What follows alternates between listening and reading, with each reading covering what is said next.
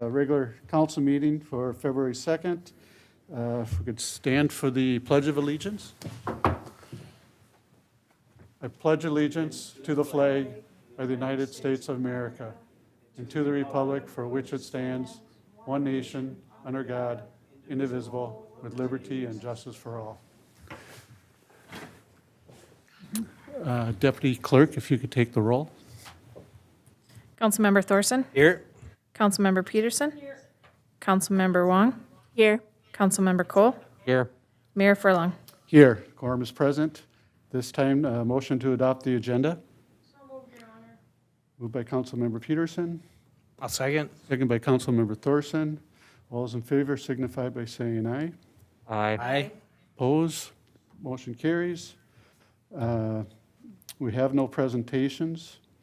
This time, the consent agenda, we have the January 19th workshop meeting minutes, the January 19th regular meeting minutes, the January 19th HRA meeting minutes, general accounts payable of $637,031.15, the HRA accounts payable of $35,478.33, the EDA accounts payable of $3,589.80, and the League of Minnesota Cities Insurance Trust Municipal Tort Liability Waiver.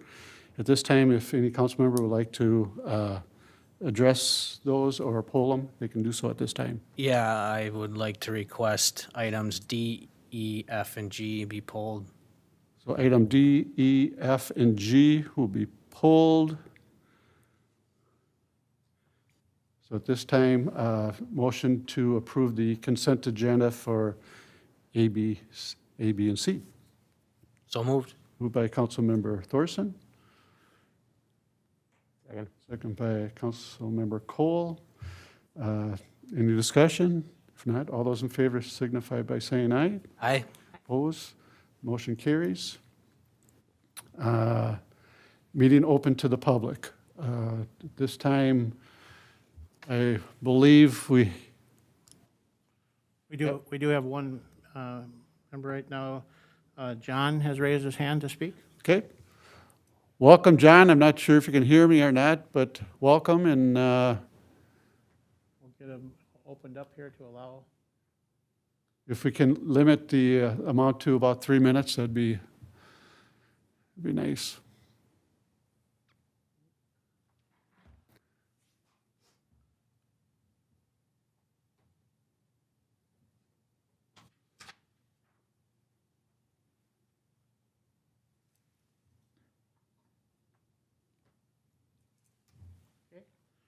John, you should be out. There you go. Yes, the unmute just came up. We can hear you good, John. Okay.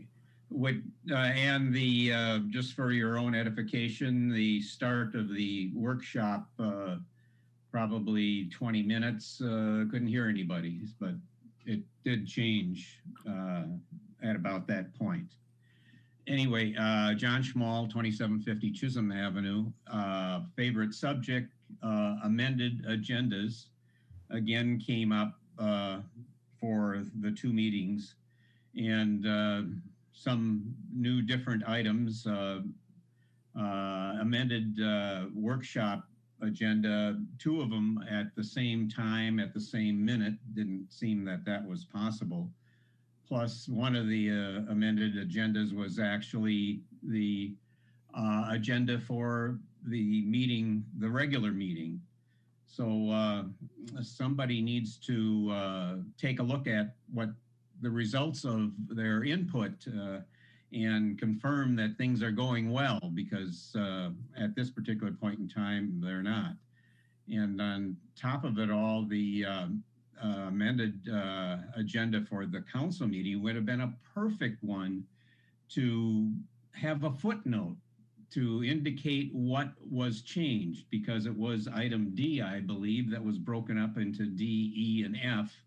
And it would have been wonderful to see the little footnote and down below the consent agenda that it was a corrected item or something. It only would have taken about 3 or 4 words to indicate what the problem was. That's, my input on that. And the other thing is I did go through the whole agenda quickly to see if there were any other items and noted one specific page, 48 of 72, was in a different format and was landscape instead of portrait. And it is Premier Bank Credit Card Summary. And this one happens to be 11/7/2020 to 12/8/2020. And there are explanations of items purchased for 1, 2, 3, 4, 5 people, and 4 of the people did a very good job of indicating what the purchase was. And one of the individuals, specifically the city administrator, just says miscellaneous purchase and gave a code for a budget item that I guess covers miscellaneous purchase, but I don't think that's a budget item. And if it is, it's going to be the biggest budget item in the North St. Paul budget. So will this be updated with the real items purchased, or will I need to, in a reasonable amount of time, or will I have to submit a data request to find out what the items purchased were on this specific item? Okay, John. Appreciate it. I know City Manager, I don't know if you want to comment real quick, but I know we're working on that. It's been brought up a few times, and again, we're still working on, it's like every meeting, John, we do have something that goes wrong, and we're only human here, so we're trying to correct it. Go ahead, City Manager. I would love to comment on that. The items that are listed there, and I will follow up to make sure that those are completed, but there are ones that are listed as miscellaneous, and there is the vendor is listed next to what those are for, and those are reoccurring charges, and that was my error for not going back in. Those are reoccurring charges monthly, and I believe that, if I remember, I don't have it in front of me, but they're for the car wash. Those are services that are used through our fire department or police department for vehicle washes down there, and other monthly reoccurring costs. But we'll make sure that we get those, the item, what those are on a monthly basis to show up there. Okay. Thank you. Anybody else in the audience? I have no one else with their hand raised. At this time, we have no public hearings. City business and action items and recommendation. I'll turn it over to City Manager Dudek. Mayor, Council, thank you. So the first item that we have this evening is the ordinance change. And this was something that we've talked about at a workshop, and then this is an item that, per our ordinance, has to be posted 10 days prior to taking action. And maybe what I'll do is I'll ask our city attorney, Soren Maddock, to comment on this item.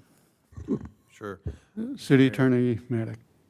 Members of the council, I'll keep it brief. I think you guys have had some discussions on it. I believe that in setting your salaries, I believe Councilmember Thorson had wanted to reduce his salary.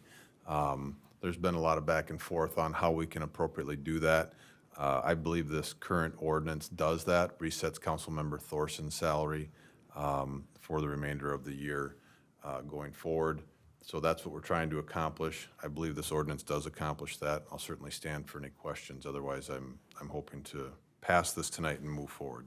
Any questions? Yeah, just a couple of quick questions now that we have the attorney here. So the confusion was that there was a state statute that states that you know, in this case where we adopted it in the budget, a city ordinance establishes council and mayor pay, correct? That's correct. And, you know, in a brief search of our city ordinance, there wasn't, at least on the online version, a specific ordinance that addressed that at the time. Yeah. Since there's been one, so absent of an actual ordinance indicating council pay, would then the default be what you pass in the budget as the guiding principle for that decision? I imagine so. I mean, the only problem, so my answer would be yes, but you're supposed to have an ordinance. So if you don't, even though the statute requires one, then I would say your budget controls, but you should have an ordinance. Okay, thank you for the clarification. And then obviously a part of that state statute, if a council or any elected body decides to give themselves a raise, that doesn't take place until the following election cycle. That's right. And then the second portion states that you can temporarily reduce your pay, and that's what we're doing here tonight by adjusting the ordinance. That's correct. Okay, I just wanted to clarify that for people following along who may be confused about why this is going on. Okay, With that, unless there's any other questions, we'd move for your approval. any other questions for city manager? If not, motions for an ordinance amending Title 3, Chapter 30 of the North St. Paul City Code concerning mayor and council salaries. Is there a motion? So moved by Councilmember Peterson, Second. second by Councilmember Wong. Any other discussion? If not, all those in favor signify by saying aye. Aye. Aye. Opposed? Motion carries. City Manager Dudek. Mayor, Council, thank you. The next item is the History Cruisers Car Show. And again, as we talked briefly in the workshop earlier, we're planning, or the History Cruisers are planning for the event in hopes that things are going to open up. It's certainly an unknown when and if that will be available. This agreement is virtually very similar to the agreement that we had last year that unfortunately we couldn't utilize. So this agreement is to allow the car show from the normal dates of June 4th. This would be the first Friday of June, again going through September 24th. And that's 1 week longer than the car show normally would run in previous years. And I asked that they consider that for a couple reasons. The likelihood that the car show wouldn't start on June 4th, and also with our new building going on in the downtown, if everything goes well, the tentative schedule is for completion of the building sometime in September. So we thought it would be a great opportunity to showcase that building, do something special with a celebration with that, because the parade would then be held on September 23rd, on Thursday, September 23rd, and then the last car show of the season would be September 24th. This would also allow for the extended use of 7th Avenue to the east, going all the way down to Henry Street, when normally it would ended at Charles Street, 7th between First Street and Charles. So this would allow the extension going down to Henry Street to be able to move the car show around as needed with the ongoing construction that will still be going on 7th Avenue. The likelihood of even if the car show could start in June, we wouldn't be able to do that due to the construction with on remaining sidewalk work and other things on the downtown in that block. So car show staff is eager to, make plans in hopes that we can get back in place, and I think the community is hoping that we can do that also to get back to some normalcy, but it's unknown. But this gives the car show the ability to plan and publicize things, knowing that they have received the city's approval to move ahead. But also we know that it's very, very cautious and unknown when we'll be able to reopen an event like this. In the cost, they're Oh, gonna- yes. The cost change in here, in past years, it had been $350 per show for city services on the event. This year, we're adjusting that to $475 per show, and that's in recognition of the city providing the portable restrooms throughout the downtown area. It's a big cost savings for the show for us to be able to provide those. And so that's what that represents. It's not an increase on the monthly show or the weekly show cost. It's just in recognition of that porta potty charge that we would incur. You'll also notice that there was previously no charge for events. If there was a rainout or something on a Friday night, then there was no charge. In this agreement, there would be a $125 charge even on a rainout, and that would be to cover the cost of the rental of the porta potties. And again, this saves them a lot of money for the porta pots. Yes. By doing this. In the past, they've had a major bill for those, and we're able to help them out with that, So so. this is something that, we as a city, the car show, and the community are very supportive of this group, and we want to do what we can to make sure that it continues and support it.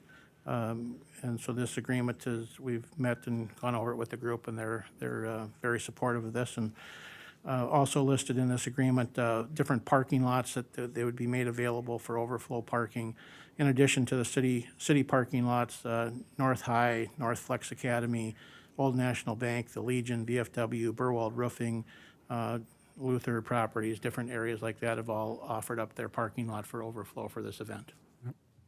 Good. Any questions for city manager?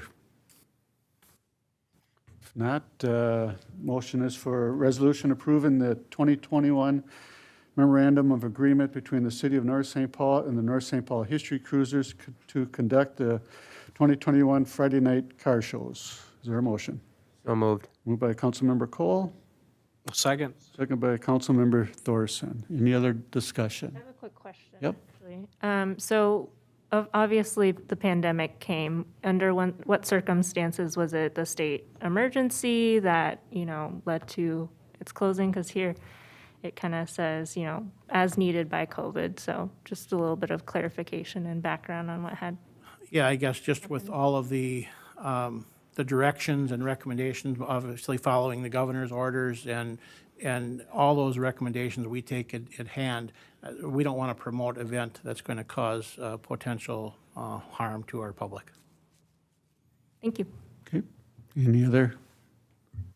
Not, all those in favor signify by saying aye. Aye.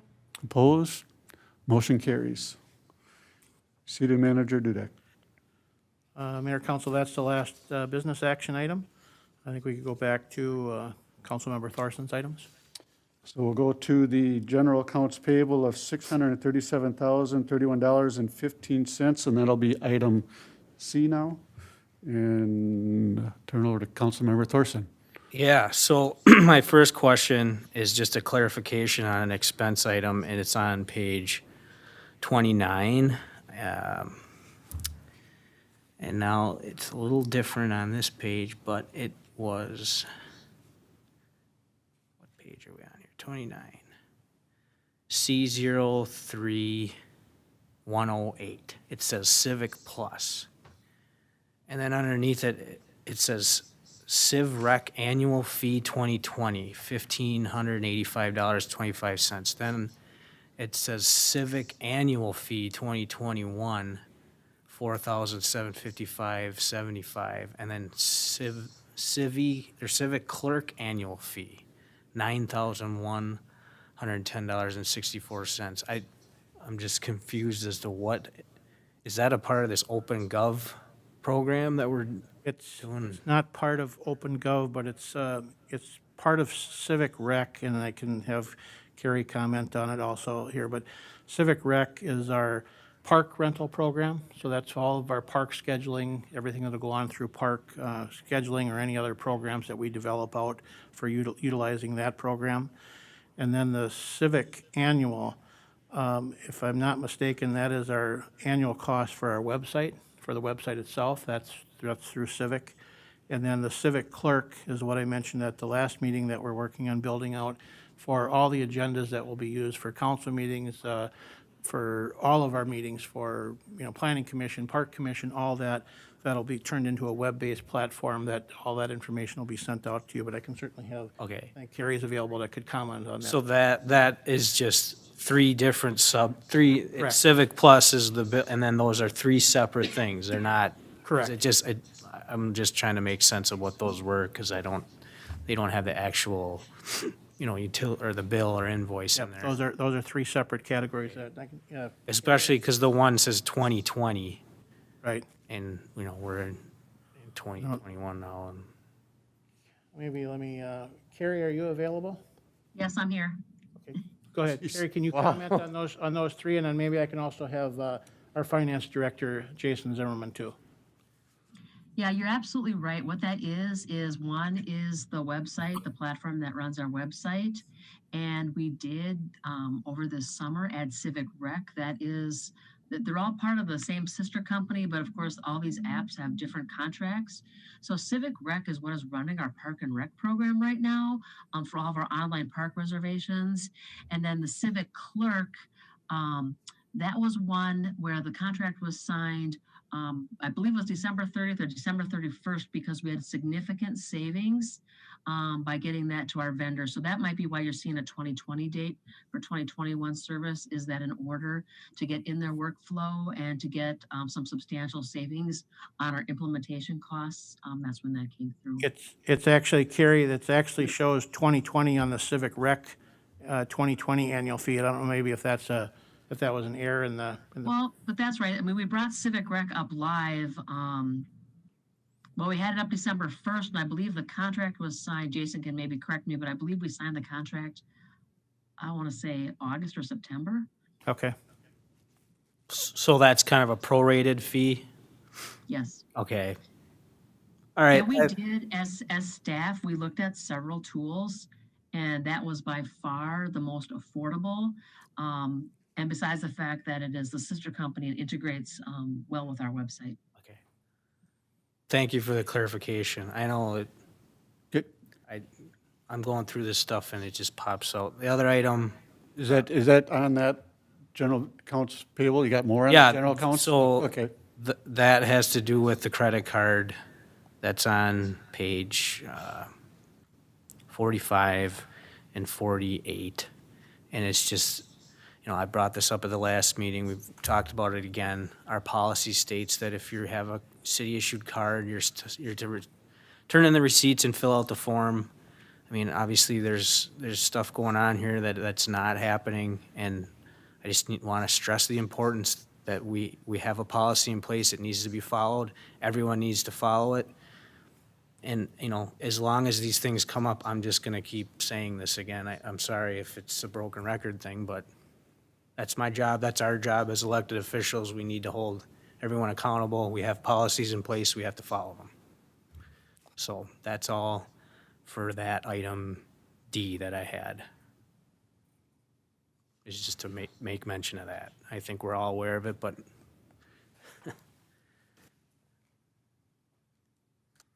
Good. okay. So we can approve that one. So the motion is for general accounts payable from the amount of $637,031.15. Is there a motion? So moved. So moved by Councilmember Wong, Second. second by Councilmember Thorson. Any other discussion? If not, all those in favor signify by saying aye. Aye. I Opposed? Motion carries. Councilmember Thorson. Okay, the HRA accounts payable, that starts on page 49, it goes to page 51. At the last meeting, we accepted the appraisal. It came in at $367,000. We're gonna advertise it for $360,000. My question was, what are our expenses, or what has our expenses, been to date? And, now we've got all sorts of expenses listed on here. I guess my question is, how many outstanding expenses do we have yet? I mean, that building, from the outside, looks like it's pretty much done. I know we saw pictures on the appraisal. It looks like it's pretty complete, but I mean, I know we're kind of getting into the weeds on this, but my question is, absent of a budget, which we've never had, I mean, these bills just come flying in, and I'm happy that they're detailed, but I just want to stress the importance of moving forward in our future HRA projects, that there's a process that should be followed. You adopt a budget, and then that way, when these expenses are coming in, they're to be held within that budget, and if something's going to exceed it, then it gets brought forward to the HRA and we discuss it, versus just, I don't know. I mean, we're just basically going off a whim on what the city manager is saying right now at this point of, the comment was we're anticipating to make over $100,000 on this one if it sells for what it's appraised for, and that you're gonna have, a detailed accounting after the fact, but it just kind of, Well, I mean, it just puts me, I don't, obviously, we have an obligation to pay for these bills, but my concern is that there's just, I don't know, I mean, we're just kind of going along here, and we have, and I don't feel comfortable, at least moving forward, if this is where we're going to continue.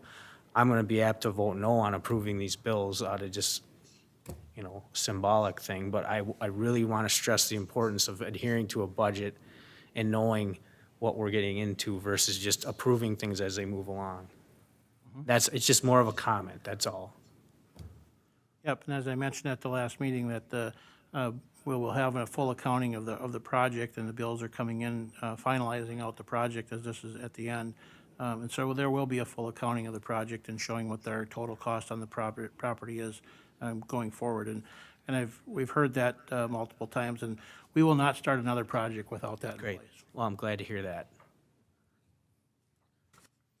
So the motion is for the HRA accounts payable of $35,478.33. Is there a motion?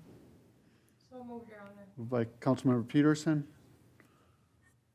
I'll second. second by Councilmember Thorson. Any other discussion? Not all those in favor signify by saying aye.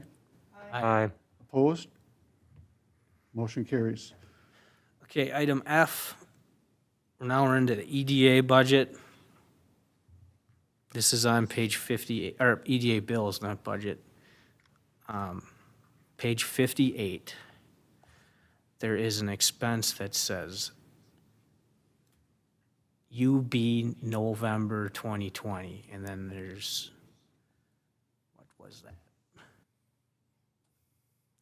Well, I don't know what that means. What's UB under the EDA budget that's getting approved, these payments? UB December EDA, $1,197.95. Then it says UB November 2000 something. The page isn't loading here, but the total is 3,000. What are those two expenses that are getting paid out of the EDA that say UB November, UB December? Our finance director, Jason Zimmerman, are you available? Good evening, Mayor, Council. Yeah, I believe that's a utility bill related to the old Lilly newspaper building. Yes. That the EDA is paying. Correct. So that's a tracking, I'm sorry, I could address that if I triggered that. So that's a tracking mechanism that we're using as a billing point, and then that's billed back out to the contractor for the construction of the Uptown Commons building. They're using that as a construction site. So there was an agreement with the owners of the building to use the building at no cost. We're covering the utilities, which then are billed back to the contractor for the site. Okay, Is it the Uptown or is it the Centennial? The Sentinel building. Sentinel. so, I mean, why is that coming out of the EDA? Wouldn't that just go into like all these other bills that were in the regular agenda for that project? I think it's referenced Burwald project, but in those bills, I mean, why, I guess I don't understand why that's getting paid for out of the EDA. It was an agreement that was done with the Lilly building early on, and that was just the arrangement that was set. If that's something that council is not comfortable with, we can certainly eliminate that, but that was a way of, we wanted to make sure that we could track the cost and rebuild them out. But it's getting reimbursed, you're saying? Correct, So, correct. okay, well then, that's all it was. I didn't know what it was, and thanks for clarifying. You bet.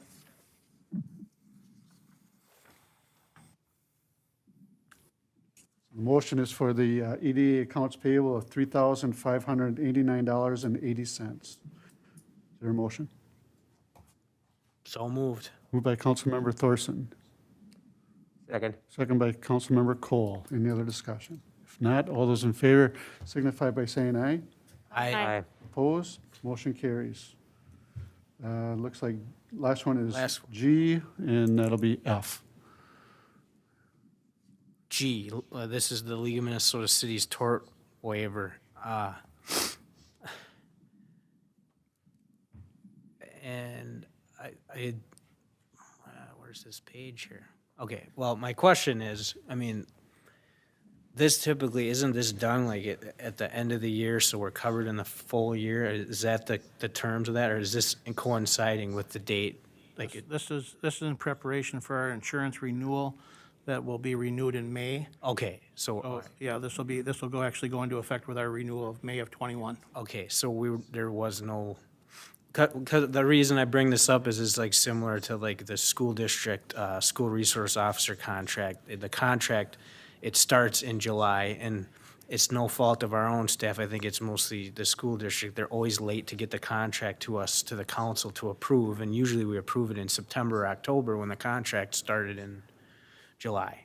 And so I just want to make sure that wasn't going on with this, because I thought this was something that we normally would do either the very first meeting or the last meeting of the year in anticipation, so there's no lapse in coverage, because I know these insurance agents are kind of like attorneys. You got to watch them like a hawk, otherwise, you know, they'll get you on that month you miss. So I'm Ouch. glad to hear that. I'm just kidding, you know, we don't. Oh, this is in got preparation for renewal in May. Okay, great, thank you. That's all I have for that. So the motion is for the League of Minnesota Cities Insurance Trust Municipal Tort Liability Waiver. Is there a motion? Moved by Councilmember Peterson, Second. seconded by Councilmember Wong. All those in favor signify by saying aye. Aye. Opposed, motion carries. So those are all approved.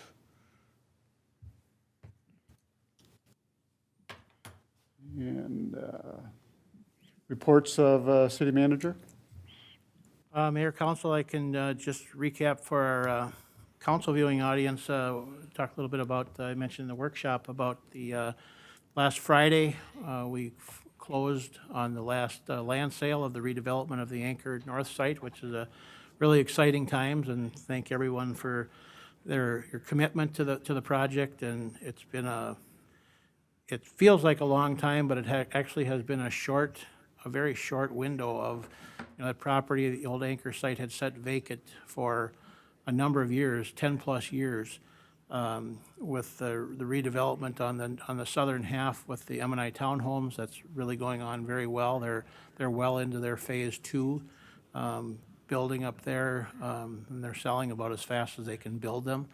So I would expect that this summer, I'm guessing that they're going to have all the buildings built by the end of this summer up there, the way things are going. And then with the city's involvement in purchasing the northern portion of the Anchor property to facilitate the cleanup of the contaminated soils. So that was done. And then this past summer, the rework down there to install the new Anchor Drive and the rework of McKnight Road, installing the traffic signals and splitting up that parcel into 3 different parcels for development.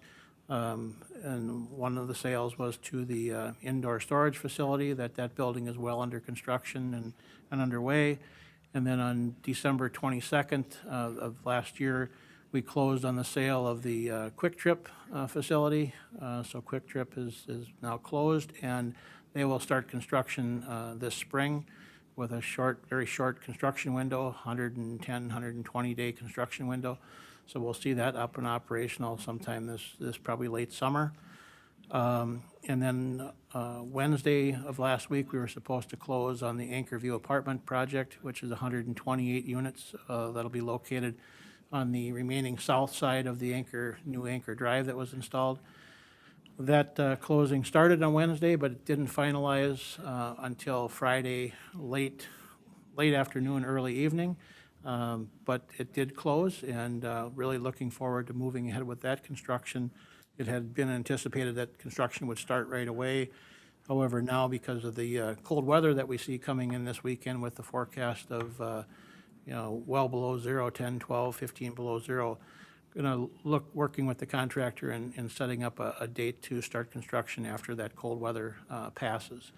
But great opportunities, great redevelopment for North St. Paul. A lot of new families are going to be coming to North St. Paul. A lot of activity. It's just really an exciting time of all the things that are going on. So, hats off to everybody that worked to make that happen. I just mentioned that, we took a risk in doing what we did. Not a risky, but to me, it's a risk. And then COVID hits, so it even, made us a little more nervous because we were taking on a kind of a risk down there, and COVID hits, and a lot of cities, backed out of a lot of their projects. So I want to just a huge hands out to you, Scott, the staff, the council, everybody. This is going to be something that is going to be monumental for our city, and it's well put together. And with the help from, attorneys and everything. I know that you spent countless hours on the phone putting this together. Thought, kind of lost it a couple times and then had it back again, so, and the many documents that we had to sign. So thank you very much. Yep. It makes it all worth it when it all comes It's together. exciting, it's exciting for us. So, thank you, Scott. You got anything else for this year? Sure, I hope so. Just getting started. No, in the downtown project, the former City Hall site, that's well underway. You can see they're on the second floor framing. We'll likely be starting framing on the third floor this week. I know they've been setting floor trusses, and they've seen some of the pre-constructed panels coming today on the semis. So I'm sure you'll start to see the third floor walls going up this week yet. So they're progressing along and with hopes of 2 to 3 weeks of starting to put a roof on the building. So it's really moving along well. I'm sure this incoming cold weather will probably have a little slowdown on things, but for winter construction, going through January with, snowfall and cold temperatures, we've really been lucky this winter for everything that's gone on. Looking back, we thought we were going to be in really a lot of trouble with our road reconstruction down there when we had such an early snowfall. And then weather turned and we were able to get the road surface in and things like that.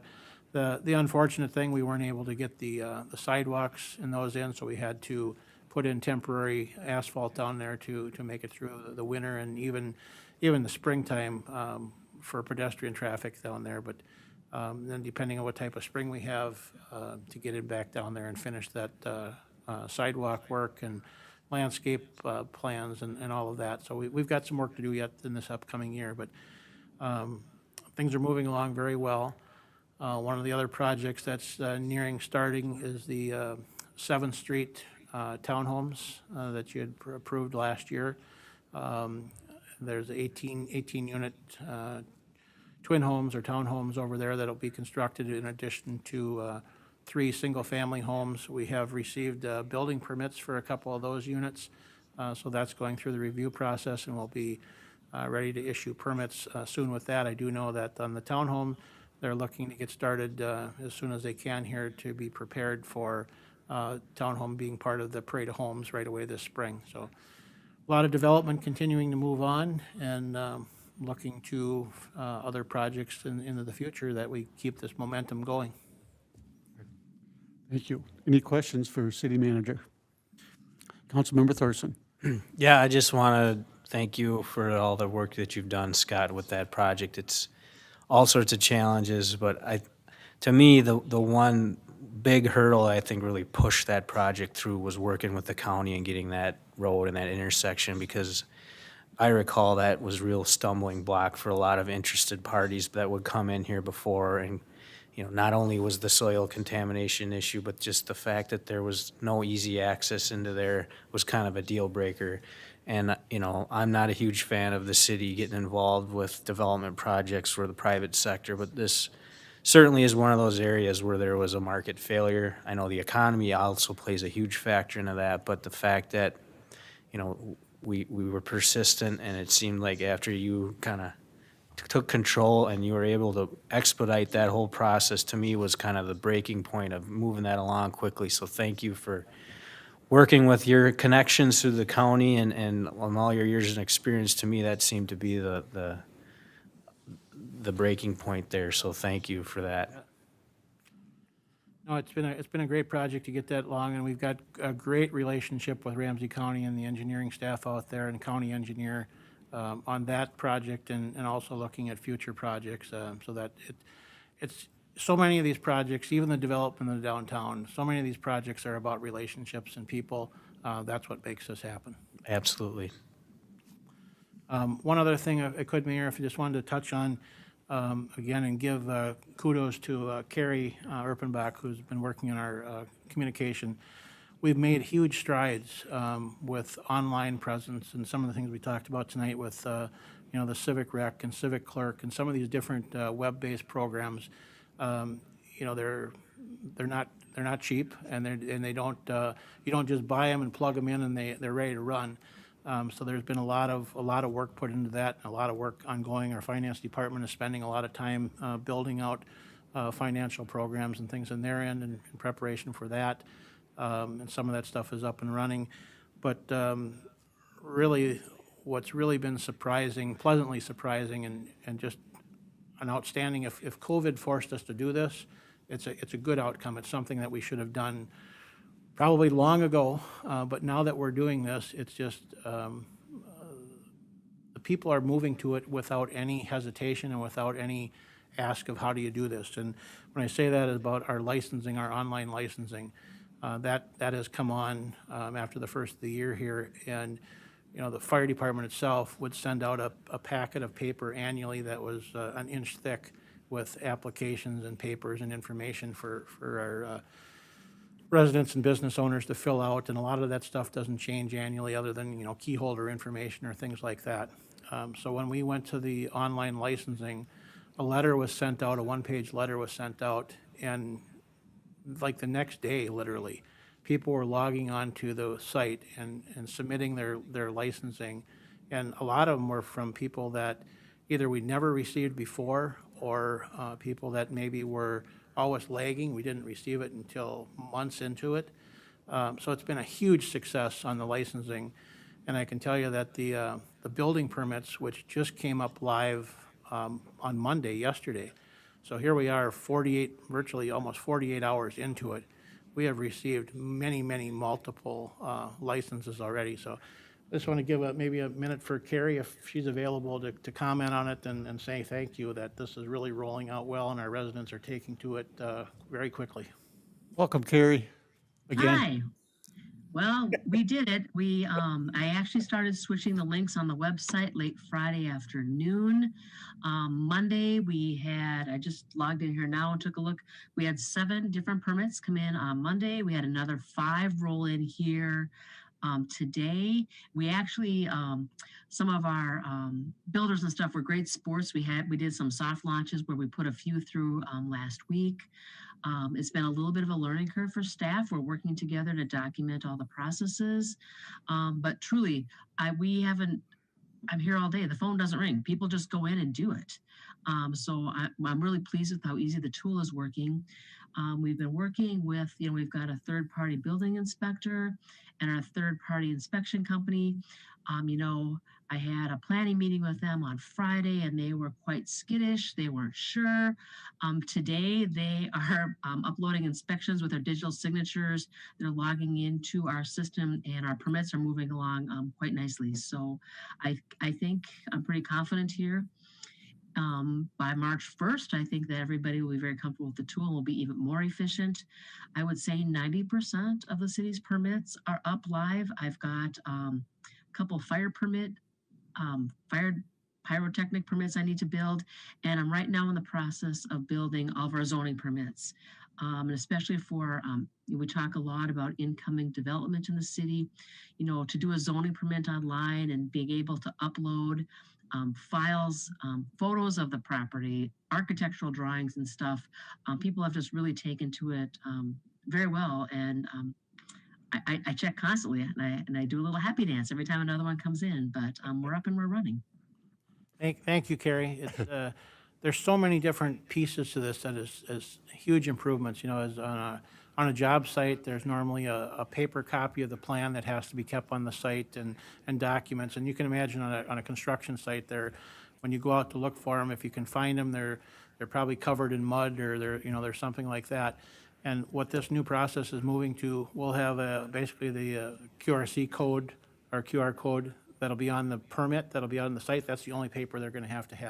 So the inspector can go out to the site, take their smartphone, scan that code, and all the documents, all the plans, everything will come up on their phone. They can do their inspections, they can record it. I mean, it's just huge leaps and bounds forward from where we've been. When someone submits an application online, you can see the exact time and date that was submitted, when the staff receives it. There's a workflow. They're getting emails back. The customer's getting emails back when it's moving through the steps. It's just I can't say enough about it. It's excellent. It changes our work, you know, and Carrie mentioned, well, the phone might not be ringing, but now it's allowing the staff to actually process these permits as they come in, and it just changes the flow of it, and it's much, much more efficient. And correct me if I'm wrong, when you go to apply for the permit, it explains everything about what you need to do. Right. So it almost eliminates questions. I mean, it eliminates a lot of questions. in Yeah, we're regards going to continue to build out so that, let's say you're doing a basement remodeling, it's going to have a list of potential other permits that you may need, so that all those are brought to your attention right away. Yeah, good, very good. Any other questions? Thank you very much to all staff. So I just want to thank Carrie again, and love her enthusiasm, and she's a guru. We're very blessed to have her on staff. Oh, yeah, it's pretty funny when she does the happy dance down there. You know, she's going around and. But she's right too, that, you know, all these online programs, it's a major change. So there's that reluctance, and can we keep paper copies, or can we do this? And we're biting the bullet and we're moving ahead. Yep. It's almost like liftoff, you know, every time you shoot a rocket up in the air, it Right. keeps going. It doesn't explode, and that's And I'll throw what it out there. Carrie's, every time she presses that button or whatever, it goes on live. You don't know what's going to happen, so. And we're very open to and want to hear it, whether it's our customers that are using it, staff, anybody. If there's problems or something you see, well, why couldn't it do this? Don't live with it. Let us know, because we can fix it. Very likely it can be fixed. Good. Any other? That's all. That's it? Thank you. Reports of council, commission, and committees. Councilmember Cole. Thank you, Mayor. We had our first Park and Rec meeting of the year. I'm on. Can you hear me now? I can hear you. New guy. Again, thank you, Mayor. We had our first Park and Rec meeting of the year last Wednesday. We really covered a lot of more housekeeping issues as far as what are we going to do, how are we going to get things set up to have an extremely successful year with the Park and Rec. We welcomed our new commissioner, Commissioner Alvarez. The group was nice. They were pleasant to him for the first meeting, so we're off to a good start there. We went through the list. The list is the schedule of events that we currently have, and unfortunately, due to COVID, some of them are off the table for right now. We had to cancel our Fire and Ice event that was to have taken place the first weekend in January. The Easter Egg Bonanza is also going to be canceled just due to COVID and the situation around it. Fingers crossed, we're still planning 3 concerts in the park, with the first one scheduled for late June. Again, everything is pending COVID restrictions. Trick or Treat Trail in October is still a go. Again, everything is subject to change at this point in time. We set parameters and goals for our February meeting. Our February meeting is going to primarily focus around the comprehensive plan and park update improvement plan. We're going to sit down and go through, so we'll be able to have something ready, prepared, and schedule a workshop with council shortly thereafter.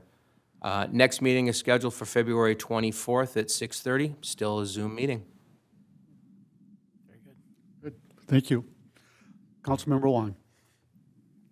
Thank you, Mayor. So our first meeting was more of a meet and greet meeting on January 28th. So a lot of us are new, including myself and our planner, and then 2 new commissioners, Andrew Wise and also Eric Brenna. So I'm really excited that they're on the commission and really looking forward to working with them. They have a lot of technical expertise. And then also, of course, looking forward to working with the existing members on the commission. There was a vote, and there was another round for Elaine Barton as chair, and then as for the co-chair, then commission vice chair John Monge. So there will be no changes there. And then our next meeting coming up will be this Thursday. And we also changed our time to 6:30 instead of 6:15 to be consistent with every other Commission. Not sure where the 6:15 came in at, but yeah. Thank you. Councilmember Peterson. Yeah, just a couple of things. League of Minnesota Cities, we had our board meeting last week on Zoom, and they did a legislative update. There's things happening down there. Some of the staff has had a difficulty working hard for us.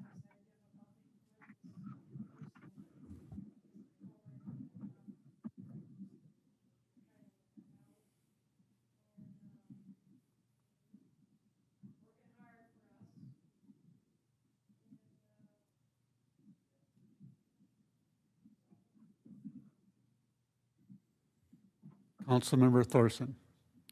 Yeah, we got, North St. Paul Business Association is scheduled their, monthly meetings to resume on Tuesday, February 9th at 11:30 at the Legion in the back hall. Pretty large area, so hopefully we get decent amount of attendance and there should be more than enough room to spread out and social distance.